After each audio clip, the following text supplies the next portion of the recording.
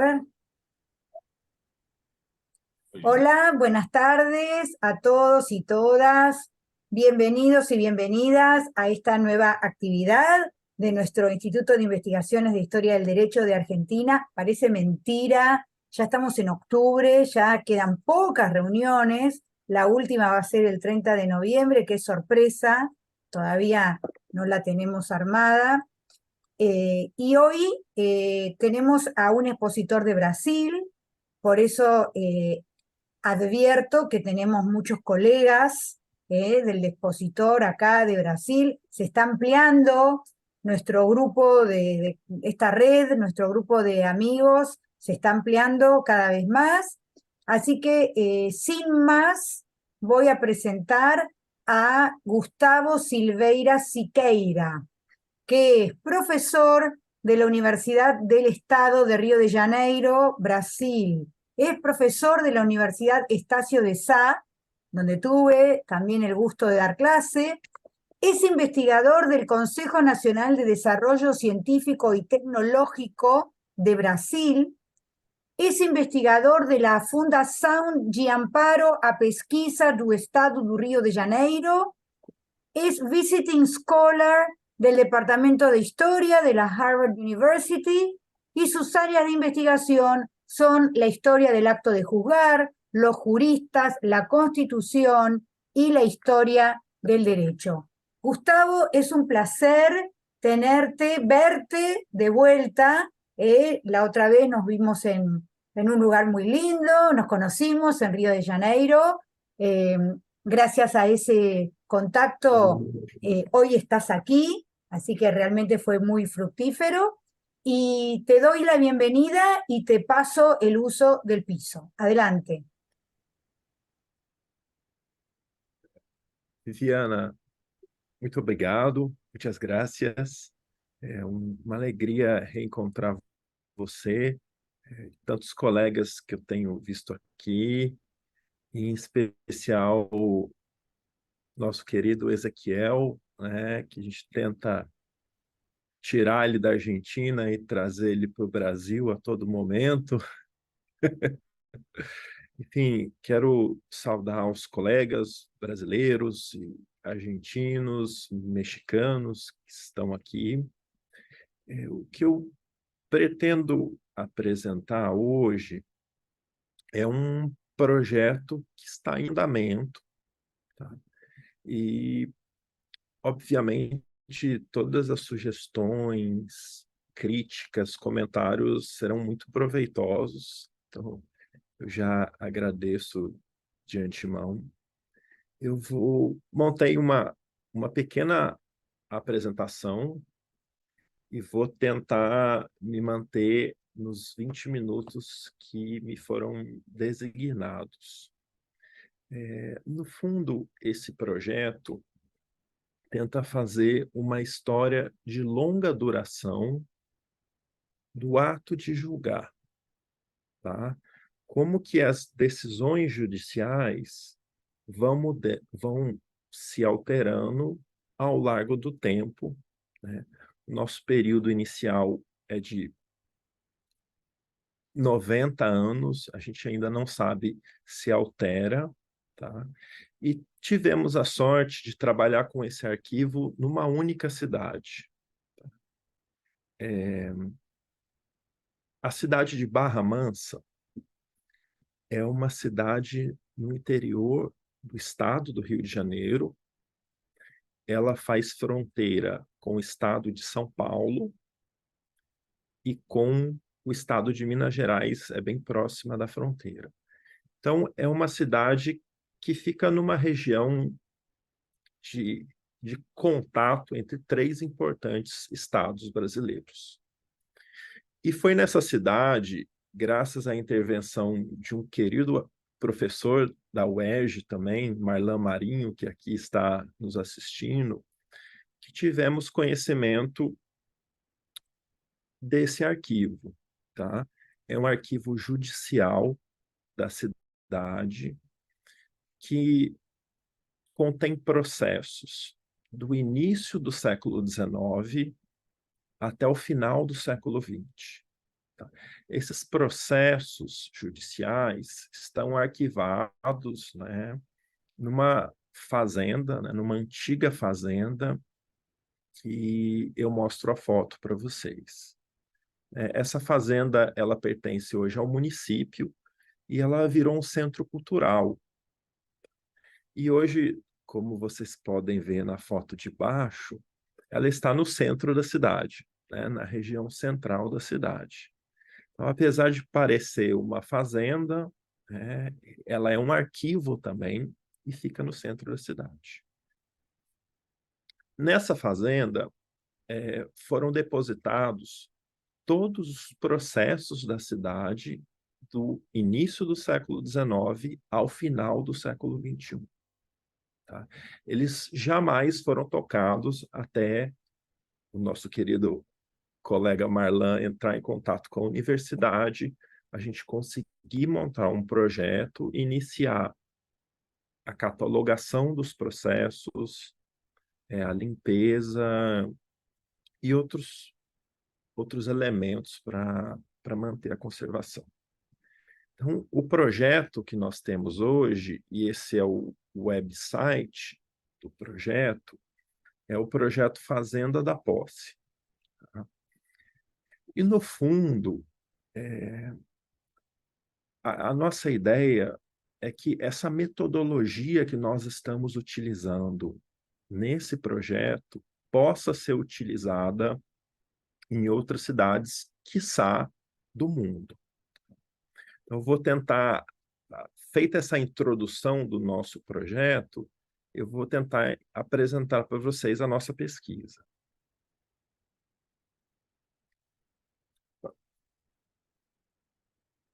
Tá? Esses são os processos, né, na fazenda, são 15.000 processos.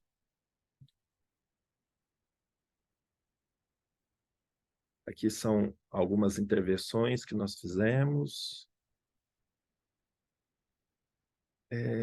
E esse primeiro corte da pesquisa, de 1893 a 1982, tá? Um pequeno erro ali, ela engloba 10.000 processos. Tá? E o que nós fizemos? Nós perguntamos a essas 10.000 decisões judiciais, né? A gente ainda não trabalhou com todas, nós ainda trabalhamos só com 1.700. Nós perguntamos a essas decisões judiciais como os juízes decidiam, o que eles citavam, se eles citavam leis, se eles citavam decisões de outros tribunais, se eles citavam doutrina, literatura jurídica.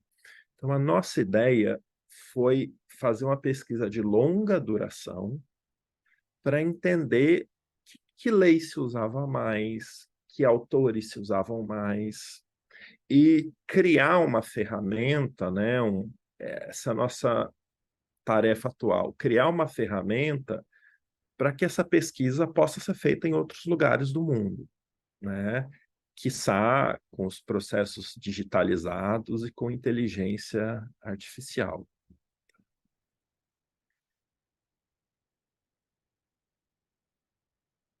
Esses são os anos que nós já mapeamos. Tá? Eles estão divididos por períodos que têm o mesmo juiz, com algumas breves exceções. Mas nós também conseguimos dividir os dados por anos. Tá? Eu agrupei aqui para fazer uma apresentação mais fácil. Tá? Mas com a ferramenta que nós usamos, a gente pode fazer o corte de análise por ano. Tá? Mas aqui eu não farei por ano, farei por blocos. A primeira conclusão da pesquisa, e aqui eu estou falando de uma análise de 1.700 decisões daqueles anos, é que em 72% das decisões, ou seja, na grande maioria, os juízes não citam nenhum elemento para decidir. Eles não citam lei, eles não citam autores, livros, e eles não citam jurisprudência. Em 72%, o juiz apenas decide. O ato de decidir é uma ação muito simples. E daí vocês podem perguntar, mas como? E aqui eu trouxe alguns exemplos. Tá? Essa é uma decisão do final do século XIX, tá? Que é mais ou menos um padrão que a gente encontra. Tá? Você tem a identificação das partes, tem a identificação do que se pede e a decisão. Não há preocupação em citar o dispositivo legal ou o dispositivo costumeiro. O juiz simplesmente decide. Tá? E se vocês olharem o tamanho da decisão, vocês vão ver que ela se repete em outros momentos. Né? Olha o tamanho, muito parecido. Essas duas são do final do 19. E eu trouxe um exemplo que é de 50 anos depois, né? Onde vocês podem ver que o tamanho da decisão ainda é muito parecido, tá? E de uma forma extremamente prática e objetiva, né? A pessoa pediu isso, a outra pessoa alegou e decido. Tá? O ato de julgar é uma coisa simples e objetiva. E, obviamente, estamos falando aqui de uma cidade no interior do estado do Rio de Janeiro, com condições específicas, mas que não, nesse momento, eu vou falar. Acho que não é necessário falar muito da cidade aqui agora. Se vocês quiserem, eu posso deixar para o debate. Aqui a gente faz uma comparação pelos períodos, para vocês perceberem como o número de decisões, de sentenças, sem nenhuma citação, como aquelas que eu mostrei, é muito maior. Tá?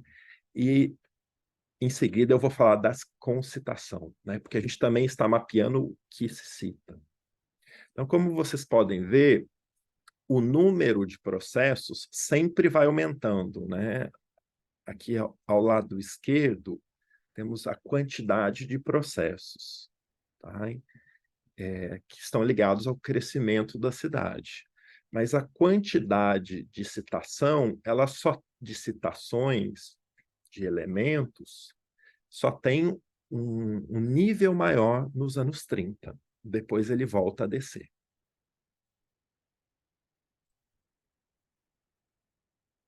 Aqui a gente faz um gráfico para ver em termos de quantidade, né? E essa quantidade está relacionada ao crescimento do número de processos, né? O número de processos aumenta, mas a, a quantidade de decisões que citam nunca supera as que não citam.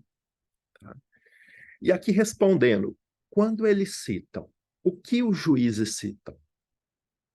Tá? Na grande maioria do caso, leis, né? E aqui leis no sentido amplo, que envolve códigos, decretos e portarias. Tá? Num segundo momento, literatura jurídica. Tá? Num terceiro momento, decisões judiciais, tá? Que vocês podem ver que tem períodos que o número de citação de decisões judiciais é zero.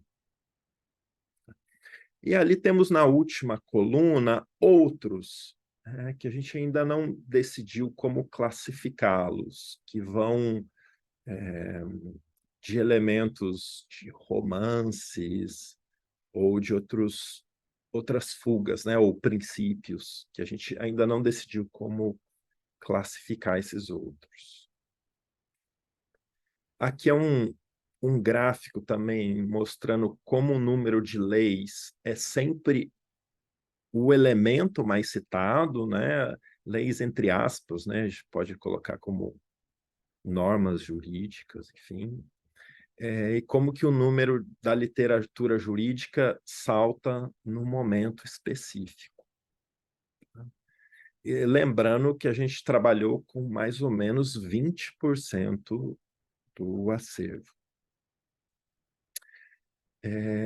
Então, o que a gente conclui inicialmente? Né? Que em 72% não há outro elemento, né? O juiz só decide. Em 28% se cita a lei, tá? Em 8% se cita a literatura jurídica, tá? O que é muito pouco. E apenas 2% citam opiniões judiciais ou decisões de outras cortes.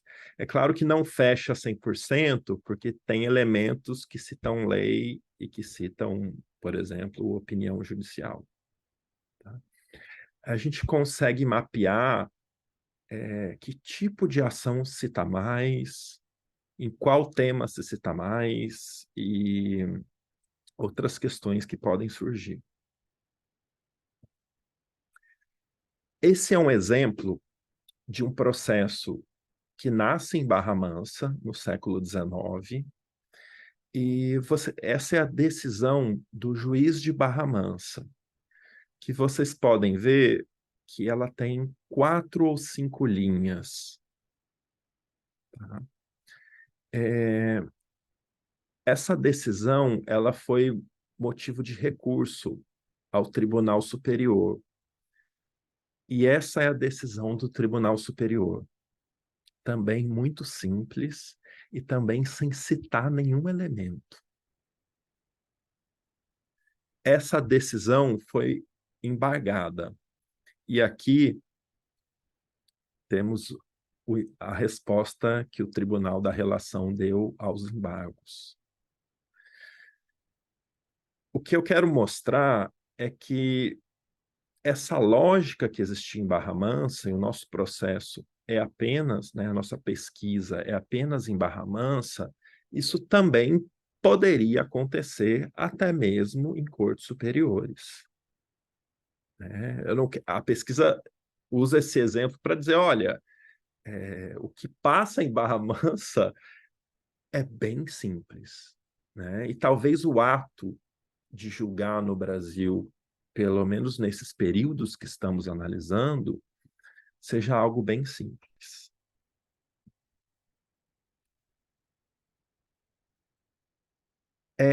E aqui algumas outras conclusões. Tá? Qual o autor, né, o jurista mais citado? Clóvis Bevilacqua. Tá? Seguido de Carvalho de Mendonça, que também é um jurista famoso no Brasil, e Teixeira de Freitas, que acredito que os colegas argentinos já ouviram falar também. Depois eu vou mostrar num outro gráfico os momentos que eles são citados. O artigo de lei mais citado é um artigo do Código Civil de 1916 e que ele fala da nulidade do matrimônio, que era uma inovação naquele momento. Né? Então, de todas essas leis mais citadas, esse foi o artigo mais citado, e é óbvio que a gente pode fazer isso por anos depois. Né? A gente pode ver qual o artigo mais citado em determinado ano. O maior número de processos que temos são inventários. Então, o que mostra que o artigo mais citado não tem relação com a maior quantidade de processos que a gente tem. E a principal fonte de jurisprudência, de decisões, é a revista dos tribunais. Então, a gente consegue também mapear o que os juízes estavam lendo para buscar jurisprudência. Aqui são as citações de Clóvis Bevilacqua, Carvalho de Mendonça e Teixeira de Freitas, de acordo com os anos. Então, vocês podem ver que no final do 19 E no início do 20, o Teixeira de Freitas, em amarelo, ele é muito citado, né? O amarelo. E depois ele vai desaparecer. Clovis e Carvalho de Mendonça, que são autores posteriores ao Teixeira de Freitas, têm o seu período máximo de citação 30 anos depois, né? E aqui explica, né, o Clovis Bevilacqua foi o autor do Código Civil brasileiro, de 1916, e tinha um livro comentando o Código Civil, né? Então, ele era o autor mais citado, pelo menos nesse período. O que é interessante? A cidade de Barra Mansa julgava processos cíveis, criminais e trabalhistas. Então, no final dos anos 40 e no início dos anos 50, o número de processos aumenta muito. Por quê? Porque começa a ter muita ação trabalhista. Tá? Aqui são as citações do Clovis Bevilacqua, né, os anos que ele, do autor mais citado. Tá? E vou dizer para vocês que tem algumas imprecisões ainda, né? Então, aqui tem 15 citações dele, a gente trabalha com uma margem de erro que são 16, porque a gente ainda não fechou todos os dados, né? É uma pesquisa em andamento. Enfim, e aqui algumas conclusões preliminares, né? Já agradecendo a atenção de vocês. O ato de julgar é um ato simples e objetivo, tá? Pelo menos no dia a dia de Barra Mansa. Então, a gente tem decisões maiores, temos, né? Mais grandes, né? Como se diria em castelhano, mais grandes, temos, mas elas são exceção. No Brasil, não existe nenhuma tradição de common law, não passa nem perto, né? As referências às outras decisões são muito pequenas. Existe um manual do século XVI que ensina os juízes de Portugal a julgarem, né, do famoso Tratado do Caminha. E ele fala que a decisão tem que ser algo simples e objetivo. Isso não necessariamente significa que ela não é complexa e que ela não é bem feita. Uma outra variável que nós ainda estamos trabalhando no projeto são quem são os juízes. Tá? Então, nós estamos mapeando quem são os juízes, aonde eles se formaram, em qual faculdade de direito. De alguns, a gente já conseguiu acessar as próprias notas na graduação. Então, essa também é uma variável que estamos analisando. Eu acredito que esse projeto deve demorar alguns anos, né? São muitos dados, a gente ainda pode tirar muita coisa, mas eu nunca tinha visto um arquivo de uma cidade por completo, né? Pelo menos no Brasil, essa é uma dificuldade muito grande. Então, a gente consegue ter o primeiro processo da cidade, que é de 1832, até o último que nos foi concedido, que é de 1982. Então, talvez a gente feche essa pesquisa em 100 anos. Enfim, sei que é um longo trabalho. É a primeira vez que eu trabalho com um período tão grande, tá? Então, as sugestões e críticas serão muito bem-vindas. Muito obrigado, muitas gracias e, enfim, fico ansioso para ouvir vocês. Bueno, muchísimas gracias, Gustavo. Un trabajo enorme el que están haciendo. Y bueno, mientras, como decimos nosotros, se calientan los motores, para las preguntas que seguramente muchos asistentes van a tener para hacerte, yo tomé nota de algunas preguntas que yo me hice, como para que vos me digas si lo han trabajado o si lo piensan trabajar, ¿no? Tal vez a lo mejor algunas cosas que vos dijiste a mí se me pasaron al principio porque estaba admitiendo a los asistentes. Entonces, en primer lugar, mi pregunta, vos ahora lo último, dijiste a qué fueros pertenecían esas causas, justicia comercial, justicia laboral. Entonces, mi pregunta es, ¿en algún momento de este extenso periodo que vos investigaste, trabajaste sobre sentencias de justicia lega, es decir, jueces que no eran letrados? Porque en Argentina, hasta, no sé, hasta la década del 80, nosotros teníamos una justicia lega también. Entonces te pregunto si dentro de las causas que analizaron, había causas que correspondían a una justicia lega, porque eso también puede tener una explicación ante la falta de la cita. En segundo lugar, te quería preguntar si ustedes pudieron detectar en qué grandes temas o en qué pequeños temas había más cita. Es decir, se citaba más en el derecho laboral, se citaba más en el derecho de familia, en cuál de esas áreas se citaba más o se citaba menos. En tercer lugar, en una diapositiva hablas del inventario.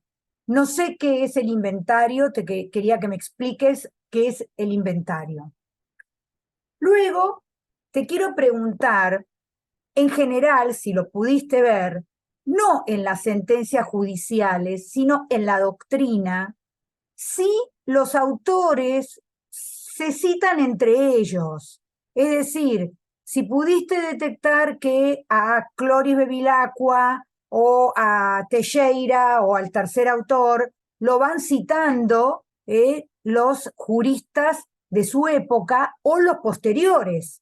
Por ejemplo, cuando vos mostraste ese gráfico en el que indicás que prácticamente en los últimos años que estudiaste no se cita Teixeira de Freitas, me gustaría saber si en esa época la doctrina lo está citando a Teixeira de Freitas o lo está citando a Clovis de Vilacqua.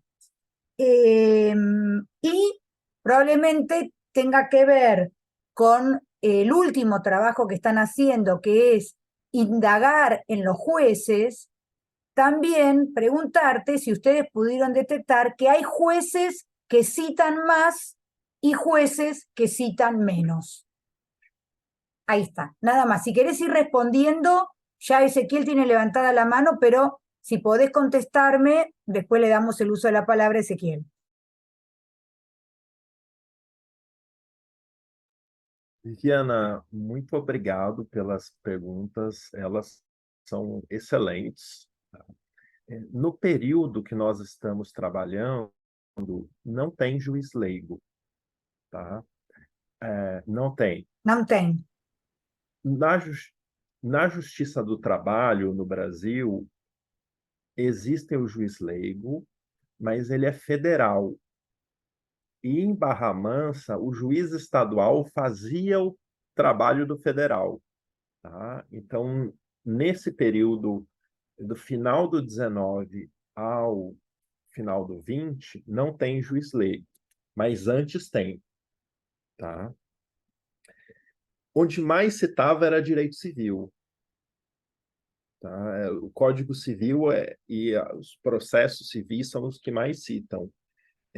Mas nos processos criminais, a gente tem um grande número de citação de leis, mas não de doutrina e não de jurisprudência.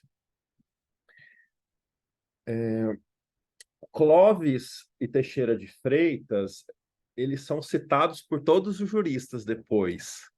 Tá? E foi interessante você ter perguntado, porque a gente nunca pensou né, de fazer essa relação. Mas sim, até hoje é difícil achar um civilista brasileiro que não cite Teixeira e Clovis. Sim, existiam juízes que citavam muito mais, e por isso que a gente começou a estudar eles. Para um dos que mais citava, depois virou presidente do Tribunal de Justiça. Então, isso mostra também como ele já tinha uma formação diferente. Mas mesmo ele não cita muito mais que os outros. Ele cita mais, mas não é algo muito diferente. O inventário, eu não sei como traduzir para o espanhol, talvez o Ezequiel me ajude. É aquele processo quando a pessoa morre e vão se distribuir os bens. Sucesión. Sí, una declaratoria de herederos debe Ah, ser, o ok. sea, eso. Sim. Declaratória de herdeiros, sim. Ok. Porque esse processo tem que existir. A pessoa morreu, tem que ter esse tipo de processo para distribuir os bens. É diferente, por exemplo, de um acordo que você pode processar ou não. A pessoa morreu, esse processo é obrigatório. Bueno, muchas gracias. Está terminando el primer bloque. Como este Zoom es gratis, vamos a salir todos y vamos a volver a entrar con el mismo link. Así no cortamos las preguntas y los comentarios. Entonces, yo cierro este Perfeito. link y nos vemos en un minuto. Todos y recuperamos Sim. a los 29 presentes. Hasta luego. Bueno, buenas tardes a todos. Continuamos con esta segunda parte de la exposición del doctor Gustavo Silveira Siqueira. Estamos en la etapa de los comentarios y las preguntas. Tenía levantada la mano el doctor Abasolo, que lo voy a dejar para después, le vamos a dar el uso de la palabra primero a nuestros invitados. Estaba Salvador, que ahora, ahí estoy, Salvador Latorre de Mur, y después estaba un colega de Brasil que... Marco Faleiros. Marco Faleiro, muy bien, adelante. Entonces, va a preguntar Salvador, le damos el uso de la palabra, Gustavo le contestás. Buenas tardes. Y después... Buenas tardes. No, ¿El sonido está bien? Marcos, Sí, sí. primero va a preguntar Salvador. Por favor, cerrá el micrófono. Gracias. Adelante, Salvador. Buenas tardes, noches desde España. Un saludo a todos. Gracias, doctora Viviana. Gracias al doctor Gustavo Siqueira y un saludo a todos. La exposición y el trabajo que he visto me ha parecido enorme y fenomenal. Bueno, me voy a presentar porque yo siempre salgo al ruedo hablando y no digo quién soy. Bueno, entonces, bueno, yo soy funcionario titular de la Administración de Justicia de España. He estado en diversos cuerpos de la Administración de Justicia, secretarios, oficiales y gestores. Soy licenciado en Derecho.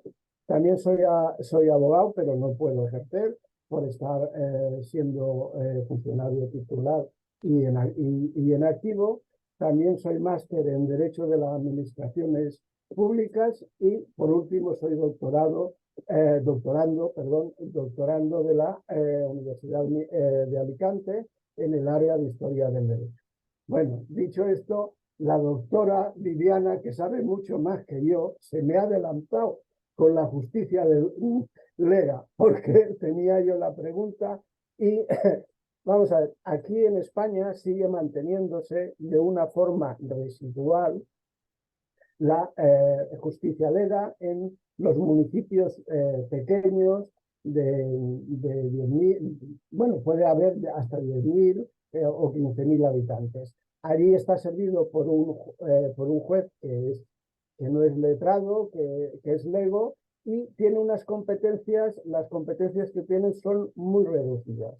en materia civil y en materia penal. Aunque las de materia penal debemos de entender que tácitamente han sido derogadas, puesto que en una reforma de la ley en el 2015 les quitó las pequeñas competencias de faltas, ahora ya no se llaman aquí faltas, se le llaman delitos leves, y todo eso ha pasado ya al juez de instrucción de primera instancia, ¿no? Primera instancia y instrucción, que es ya un juez profesional de carrera profesional. Y residualmente le está quedando en la jurisdicción civil, le está quedando solo le queda los pleitos cuya cuantía no exceda de 90 euros. Como vemos, no excede de 90 euros es muy poco. Es decir, prácticamente no hay sentencias, no se dictan sentencias. Entonces, este juez lego siempre, o casi siempre, a excepción de cuando lo ocupa una persona letrada, siempre ha dictado unas sentencias que pues no estaban fundamentadas, eran muy prácticas y objetivas. Y si había alguna pleito entre colindantes o alguna cosa, aplicaba la norma, es decir, la costumbre que había en su pueblo, y se limitaba a eso. Entonces, entre las diferentes citaciones que dice usted que había de leyes, de literatura, había una residual de otros. En esa residual de otros estaba la costumbre. Esa sería mi pregunta. Y perdón por lo que lo ha alargado. Gracias. Professor Salvador, muito obrigado pelas suas perguntas. Quando a gente começou a pesquisa, eu queria encontrar pluralismo jurídico nas decisões. É o que eu queria, né? Mas não conseguimos. Esses outros não são costumes. Eles se referem, assim, por exemplo, olha, desde o Império Romano, o pacto deve ser mantido. Os princípios do direito italiano. Então, são coisas vagas, né, mas que a gente não classificou ainda, e eu não classifiquei como costume porque eu não consigo perceber que são, por mais que eu quisesse encontrar costumes. No fundo, eu acredito que por trás dessa simplicidade possa ter uma ideia de um direito costumeiro, né? Olha, a pessoa pediu por justiça, por tradição, eu decido assim. Mas eu ainda não consigo provar, por mais que eu tenha essa suspeita. Até porque o Código Civil brasileiro, ele é só de 1916. Então, antes dele, se citava muito menos. Com o código, se passa a citar o código, mas ainda muito pouco. Mesmo no direito civil, se cita muito pouco o código. Então, a minha suspeita é que existe algo de costume ali, mas eu ainda não consigo provar pela simplicidade. Tá? Mas, infelizmente, esses outros não me ajudam a colocar a existência dos costumes. E na cidade, nesse período que estamos trabalhando, não tem juiz leigo também, porque nós estamos mapeando eles, então a gente vê onde eles estudaram, onde eles foram, e era o mesmo juiz que julgava civil, criminal e trabalhista. Eles faziam de tudo lá. Isso foi uma surpresa para nós também, porque a Justiça do Trabalho vem depois. E tem alguns fatores na região que explicam, porque nos anos 40 foi construída a Companhia Siderúrgica Nacional, que é até hoje a principal indústria siderúrgica do Brasil, na cidade ao lado, que não tinha fórum. Então, a competência era de Barra Mansa. Então, isso mostra como que a tarefa do juiz ali de Barra Mansa era julgar uma pluralidade de temas. Mas ainda estamos procurando costumes e pluralismo, porque é uma coisa que eu gosto e eu queria encontrar, mas, por enquanto, eu ainda não consigo trazer um dado mais robusto sobre isso. Bueno, E muchas muito obrigado gracias. pela pergunta, que também eu... Muchas gracias. Le damos el uso de la palabra a Marcos Faleiros. Marcos, pregunta corta. Pregunta corta. Graças. Professor Gustavo, uma honra estar aqui com o senhor. A minha dúvida era com relação à utilização do direito consuetudinário, já foi respondida, e adiciono-se a utilização de direito canônico, se há alguma utilização de leis da igreja. A segunda pergunta, a forma de admissão dos juízes, na época, se nomeação, concurso. Muito obrigado. Marcos, obrigado pela pergunta. A gente não encontrou nenhuma referência ao direito canônico ainda, tá? Mas não é uma coisa que a gente exclui também. E os juízes eram nomeados pelo governador, tá? A gente ainda não chegou no período dos juízes concursados. Então, todos que estão ali são nomeados pelo governador e usualmente não são da cidade, são de fora, porque a gente também consegue mapear as famílias da cidade, né? A gente já tem mapeado. Então, a gente ainda não sabe se alguma família conseguiu colocar algum juiz em outros períodos, mas nesse nosso, os juízes são de fora. Muito Gracias, obrigado, muchas Marcos. gracias, Gustavo. Bueno, hay una pregunta acá de Nicolás Berardi, de Argentina. Nicolás también, pregunta corta, por favor. Adelante. Un gusto verte, Nicolás. Muchas gracias, Viviana.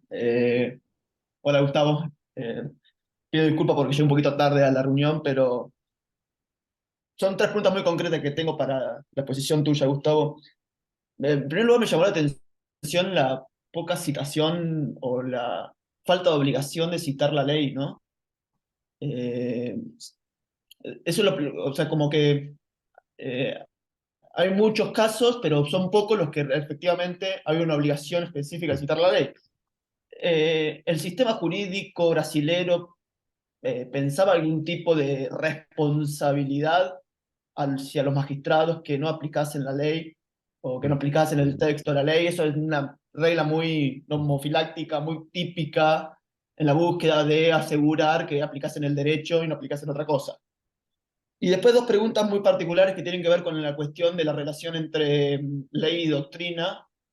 Si las citaciones a doctrina operaban como sustitución lógica, eran equiparables dentro de este pensamiento jurídico brasileño, eran equiparables a citar la ley, ¿no? Si fuesen dos cuestiones, o sea, si no cita la ley, vale citar la doctrina y son intercambiables una con la otra. Y después me llamó mucho la atención, y hasta la tercera, me llamó mucho la atención los cambios abruptos con respecto a la citación de doctrina. Hay un momento en que pega o sea, cuando el gráfico que vos mostrabas, que citaban la ley, iba creciendo conforme crecían la cantidad de casos que se abocaba al juzgado. En cambio, la doctrina era mucho más... Si hay alguna explicación o van a encontrar alguna explicación sobre esos cambios abruptos, ¿no? Que hay un momento en que parece que citan mucha doctrina y después baja rotundamente. Esas tres preguntas nada más. Muchas gracias. Nico, muito obrigado. É uma alegria encontrar-te aqui. Não era obrigatório citar a lei para o juiz. Era obrigatório decidir conforme a lei. Tá? Mas se esse processo não fosse objeto de recurso, a decisão ficava ali, né? Então, é, o que a gente percebe é que eles não citam, tá? E grande parte dos processos se encerram ali mesmo. Tá? Quando eles citam a doutrina, usualmente é para auxiliar a interpretação ou aplicação de lei.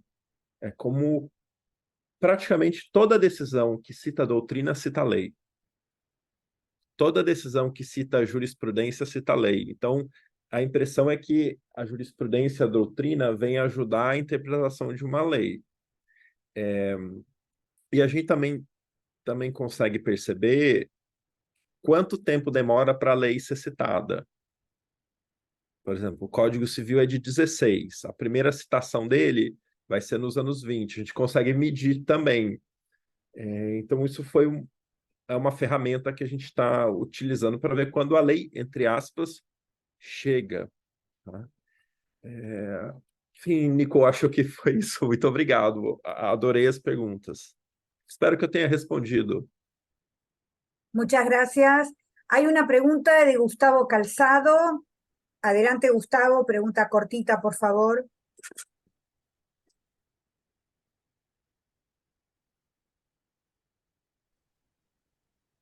Olá a todos. Primeiro, uma satisfação escutar novamente o professor Gustavo Sequeira. Uma satisfação também ver o professor Abássolo novamente, meu professor do doutorado da Universidade de Buenos Aires. Professor Gustavo, queria pedir desculpa pela chegada tardia à reunião, mas muito proveitosa. Parabéns pela pesquisa.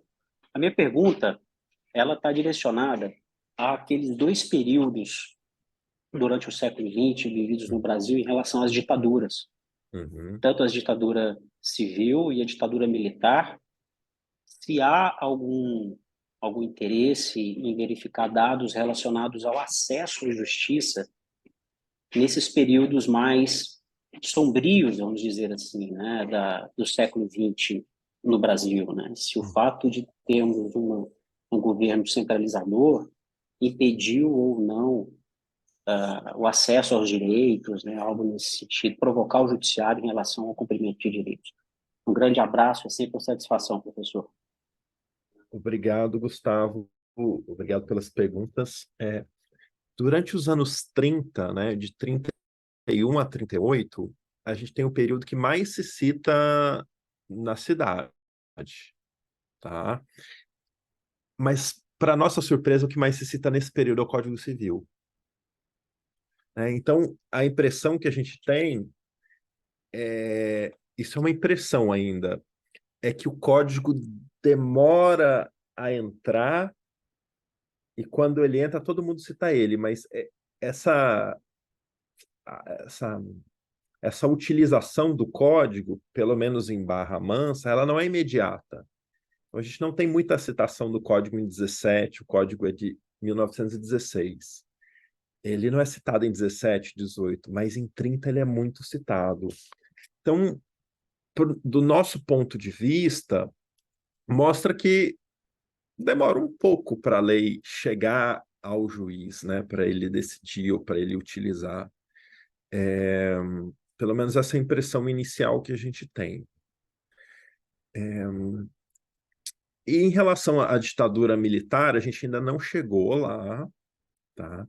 Barra Mansa foi uma cidade que teve muito combate, né, por ter uma base militar e um foco comunista grande, tá? Mas a gente ainda não chegou na ditadura militar. Na ditadura Vargas, a gente pegou só um pedacinho da ditadura. A gente pegou o primeiro ano e o último. Então, a gente ainda não conseguiu perceber algo diferente. O que a gente percebe é que passa a ter ações trabalhistas que vêm só a partir do governo Vargas. Isso a gente percebeu. Mas, em relação à mudança do perfil... Doctora Abássolo, le pasamos el uso de la palabra para que haga su... No veo otras preguntas y sabemos que el tiempo vuela, así que le paso el uso de la palabra. Bueno, muy bien, muchas gracias. Bueno, empezamos por agradecerle a Gustavo, después voy a volver a agradecer por agradecer por su gentileza, su amistad, y ahora en este caso, dos cosas, ¿no? Por supuesto. Por un lado, este formidable trabajo, es un trabajo formidable y realmente tiene todas las condiciones para poder transferirse y tomarse como referencia. Te decía que quería compartir con vos algunas cosas que han venido muy bien, como suele pasar. Las preguntas, alguna cosa de lo que yo iba a preguntar ya ha sido preguntado y ya ha sido parcialmente respondido. Pero voy a ir por ítems. Primero, unas inquietudes que no sé si han sido abordadas o no, pero quizás sí. En estos expedientes, ¿qué se dice sobre las pruebas? ¿Cómo es la actividad probatoria? O sea, ¿cuáles son los argumentos probatorios que se invocan, que el juez tiene en cuenta? Y algo que de alguna manera diste alguna luz o brindaste alguna luz. Muy bien.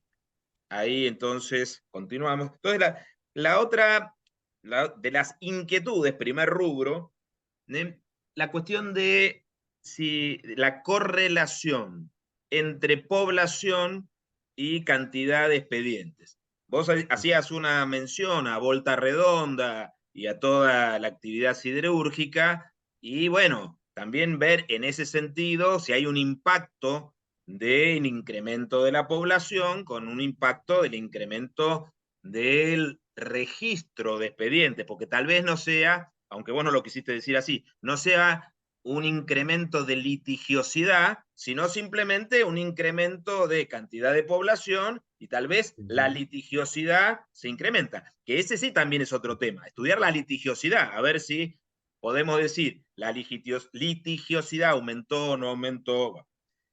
Segunda etiqueta, segundo rubro, es el de las inferencias. Vos algo dijiste a partir también de las interesantes preguntas de Gustavo y de Nicolás, esta cuestión, o lo abordaste, yo estaba infiriendo eso que vos terminaste diciendo, ¿no? Que la literatura está en relación con la ley.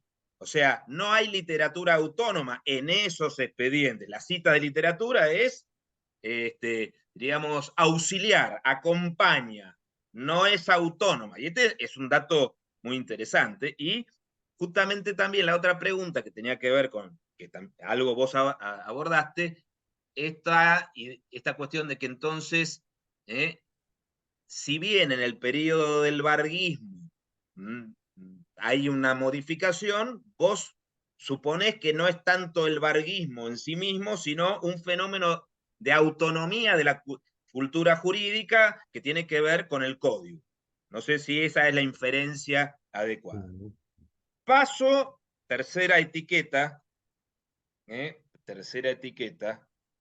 a si es posible plantear algunas conjeturas por el momento, con la información que ustedes tengan. Entonces, ¿hay algún tipo de correlación entre citación, no citación y monto de los pleitos, partes involucradas y temáticas consideradas? O sea, cuando se cita, ¿hay más dinero o menos dinero? Cuando se cita, ¿hay personajes socialmente relevantes o son las personas comunes y corrientes? No lo sé, o sea, pregunto y sé que es una conjetura.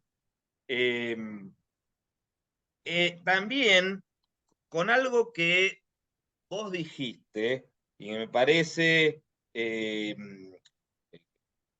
es esta cosa de, frente a lo que vos le habías respondido a Nicolás,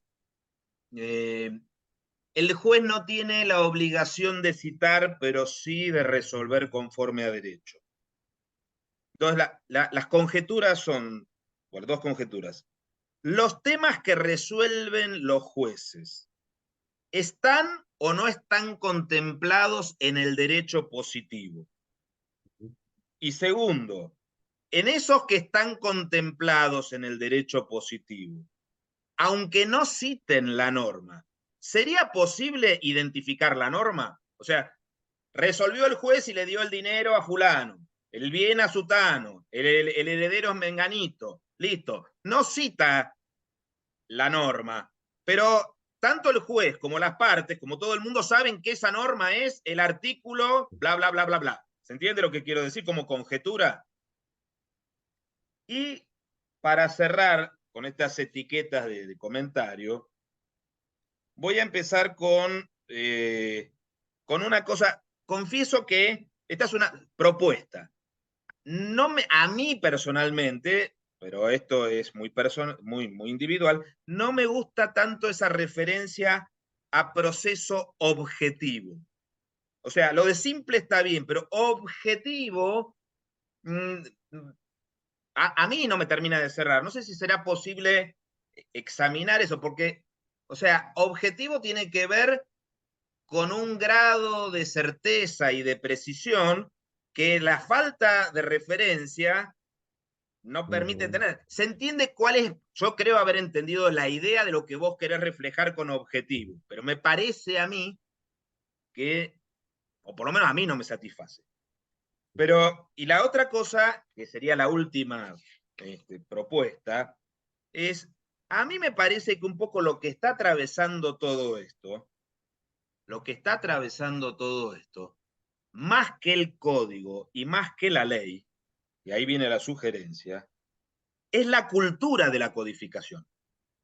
Lo que yo alcanzo a sospechar, y me da la impresión con otras experiencias, es que acá lo que está pasando es que hay una cultura de la codificación que se va incorporando. Y justamente en algún trabajo que hice, lo que se notaba, creo que también en alguno que hizo Viviana, cuando entre que el código empieza a regir y la cultura de la codificación empieza a funcionar, pasan 20 años, pasan 15 años.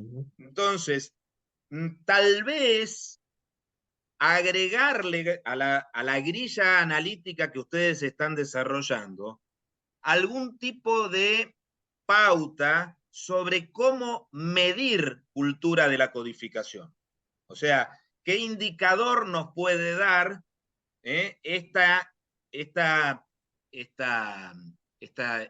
ingrediente que además también, y es una cosa que te tenemos que agradecer todos, esto además para los que están escuchando ahora acá, pero también para los que escuchen después, la hidalguía de reconocer lo siguiente, que vos fuiste a tratar de encontrar algo que querés seguir encontrando, pero que al momento no has podido dar y que te ha sorprendido. Esa es la actitud del investigador, la de tener una conjetura, intentar demostrarla, pero si no la puedes demostrar, reconocer que no está. Así que bueno, muchas gracias, Ezequiel, Gustavo. quedan 9 minutos, así que le vamos a pedir a Gustavo que sea sintético en la respuesta, así nos podemos despedir todos. Viviana, muito obrigado. Ezequiel, meu querido amigo, eu posso responder algumas agora e outras eu escrevo para você no WhatsApp. Primeiro, em relação às provas, nesse tipo de ação que não se cita, usualmente o juiz faz o recurso conforme a prova da página tal, ou conforme o contrato anexo. Ele não faz uma discussão também sobre as provas. Ele fala, olha, a parte pediu isso, a outra parte contestou, existe uma prova, decido. Ele sequer copia a prova ali, tá? Ele fala, olha, página tal. Em relação à população e o crescimento, é muito parecido o crescimento da população e o crescimento do número de processos, com exceção dos últimos anos. Então, como a gente ainda não continuou, a gente não sabe se o último ano foi uma exceção, e talvez pelas ações trabalhistas, ou se foi uma nova tendência. Então, isso a gente ainda vai mapear, mas foi muito interessante você ter falado. quando se cita tem mais dinheiro ou melhores advogados, a gente quer fazer isso, porque a gente tem o nome das famílias, mas a gente ainda não teve tempo de cruzar o nome das famílias ricas da cidade, que existem vários documentos sobre isso, com as ações que citam. Mas isso é uma coisa que é muito interessante e a gente quer fazer, porque também está ligado a quem recebe a decisão, né? A decisão é feita para aquelas pessoas que pediram, né? Os temas estão no direito positivo. Essa é uma pergunta mais difícil, porque antes do Código Civil, o direito civil no Brasil é disperso. Então, tem uma mistura de costume, tem uma mistura de ordenações filipinas, tem uma mistura de leis esparsas. Então, antes do Código, e aqui estou falando do direito civil, né, que é o que a gente mais tem, a gente ainda não consegue perceber se todos os temas têm uma ligação com o direito positivo, porque o direito positivo é esparso. Uma das hipóteses que a gente trabalha é que os juízes aprenderam a julgar antes do Código Civil. Mais solto, mais leve, sem tantas referências, um direito mais esparso. Vem o Código, ainda são os juízes, entre aspas, do antigo regime.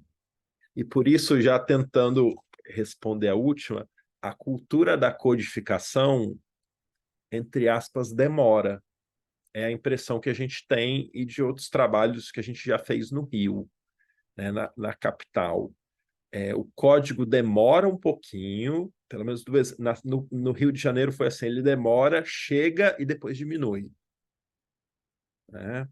Então, a impressão que eu tenho que em Barra Mansa, como a gente trabalha com um número de processos muito grande, é que ele demora para chegar, mas quando ele chega nos anos 30, ele explode. Tá? E a gente vai ver com o passar do tempo se essa explosão fica só no direito civil ou se outros temas vêm junto.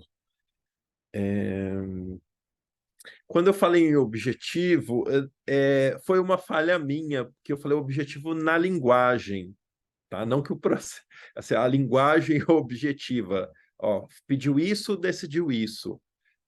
Mas você tem razão, tem imagem para essa questão.